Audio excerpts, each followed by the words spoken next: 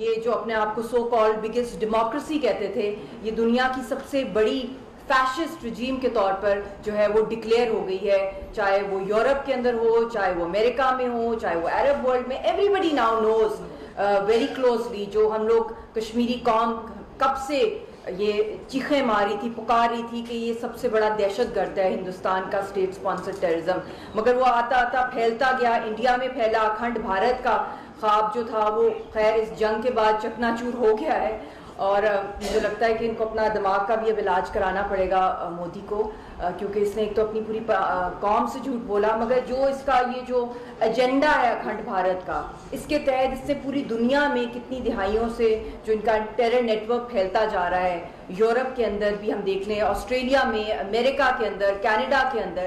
اور اب تو خیر ایک فالس فلیگ خود کراتے ہیں، انہی کا بندہ کرتا ہے، اپنے یونیفارم میں بندوقیں تانتا ہے انہی کے ویپنز کے ساتھ، اور پھر اس بہانے پہ وداؤٹ اینی پروف جنگ ہو جاتی ہے. اب میں جو انٹرنیشنل گارنٹرز آ رہے ہیں، میرا ان کو ایک ہی پیغام ہے کہ ہمیں لپ سروس نہیں چاہیے، ہمیں بیان بازیاں بس ہوگی، اب سلوشن چاہیے ہمیں.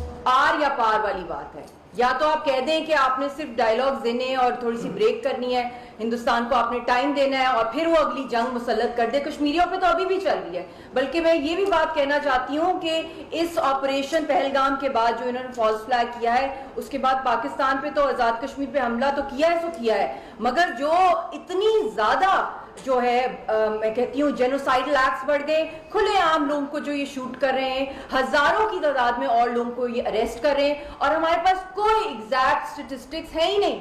آپ پیلسٹائن کا دیکھتے ہیں، آپ پیلسٹائن کا بھول جائیں گے جو کشمیر کے اندر ہو رہا ہے، کیونکہ یہ تو سب سے زیادہ جو میں کہتی ہوں کہ آئرن کرٹنز جو اس کے اوپر لگے ہوئے ہیں. اور ابھی بھی جو کچھ اطلاعات بہت مشکل سے آتی ہیں وہاں سے، کیونکہ نہ کوئی وہاں میڈیا ہے، نہ کوئی فیکٹ فائنڈنگ مشنز وہاں جا سکتے ہیں، نہ یونائٹڈ نیشنز کے آبزرورز کو وہاں پہ اجازت ہے کہ وہ موو اراؤنڈ کریں. تو جو رپورٹس وہاں سے آ رہی ہیں کہ لوگوں کے گھروں میں وہ جا رہے ہیں اور کہہ رہے ہیں گھروں سے باہر نکلو، یہ تمہارا گھر ہی نہیں ہے. یہ ہزاروں کی تعداد میں لوگوں کے ساتھ وہ ٹیررائز کریں جن کی ملکیت ہے. ان دنوں کی میں بات کر رہی ہوں. اور پھر فورسڈ کنفیشنز کی بھی بات چل رہی ہے.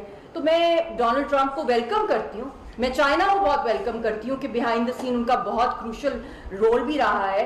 پھر اس کے بعد عرب ورلڈ کا بھی، سعودی عربیہ سے بھی میں ان کا